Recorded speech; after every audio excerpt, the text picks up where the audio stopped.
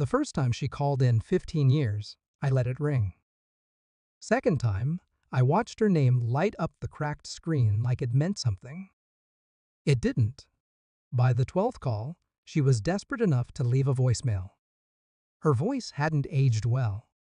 Too high, too fast. Forced concern straining behind every syllable. Mark? It's me. God, I don't even know if this is still your number. But I saw something on Reddit. That story. It has to be you. Please, please call me. That was call 13. By call 23, she stopped using my name. By call 70, she started sobbing. By call 107, she finally admitted what she'd done. We thought it was just a joke. We didn't mean to leave you. We thought you'd find your way back. Please, I didn't know you wouldn't come back. She said, we, not I. They always say, we when the guilt is shared and the consequences aren't.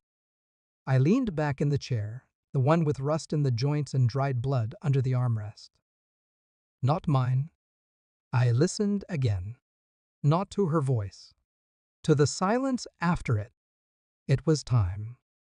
15 years ago, I trusted her.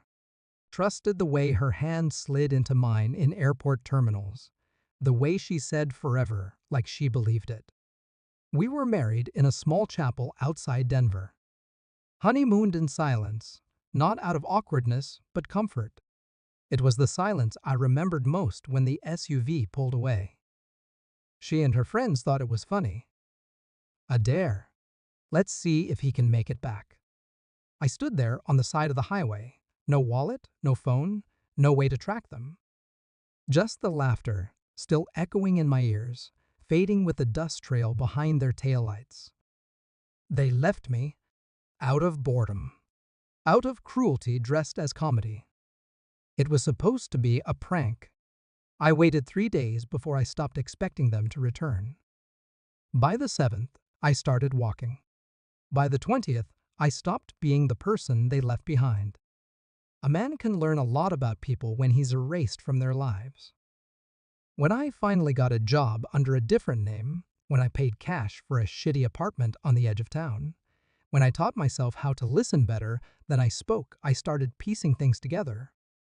One of her friends, Jen, posted everything online. Too many margaritas. Hashtag stranded the hubby. Hashtag oops didn't come back. They laughed at me. Thousands of strangers did too. I watched from borrowed screens in libraries, from internet cafes with sticky keyboards. I watched their lives move forward without me. Watched her remarry 3 years later. To a man I recognized. Her boss. Jason. I remember the way she avoided eye contact when she said she had to work late. How she started wearing perfume again. The way she changed the password on her phone. You see it, even when you lie to yourself. You know. So I did what they never expected. I disappeared. Quietly. Perfectly. And I waited. The voicemail wasn't what brought me back. It was the Reddit thread. A post titled "My wife once stranded her husband in another state as a prank. He never came back. I think someone found him." The photo was low res, but it was me. Older. Colder. Different. Still. Me. A user commented, "This guy works at a salvage yard outside Flagstaff. I swear I've seen him." And that's when she knew. The next voicemail came with stifled panic. "Please, just tell me if you're okay. I never stopped thinking about you. I swear." That was her mistake. She should have stopped. Instead, I sent her a single envelope. No return address. Inside, a photo of her and Jason. Their wedding day. And a receipt. DNA test. Her youngest daughter. 0% match. I already knew. I just wanted her to see it. She came alone. Parked the rental half a block down from the salvage yard. Stood outside the chain-link fence like a woman visiting a grave. I walked out, wiped grease off my hands with a rag older than our marriage. Didn't speak. She tried. You look different. I let the silence drag, let her drown in it. I didn't mean to hurt you. It wasn't just me. They all. I raised one hand. She stopped. I handed her a second envelope. Inside, printouts of every online comment she'd ever made about that night. Screenshots of her laughing, liking posts, sharing memes about loser husbands. She flipped through them with trembling fingers.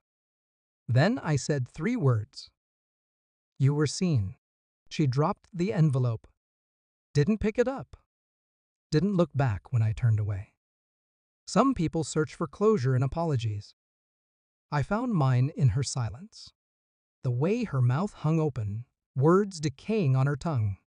The way her knees gave just slightly when I turned and walked back inside. She thought I wanted answers, that I'd ask why, that I'd give her a chance to cry, to beg, to rewrite history. But I wasn't stranded anymore. I wasn't waiting. Not for a ride. Not for her. I was exactly where I chose to be. And this time, she was the one left behind.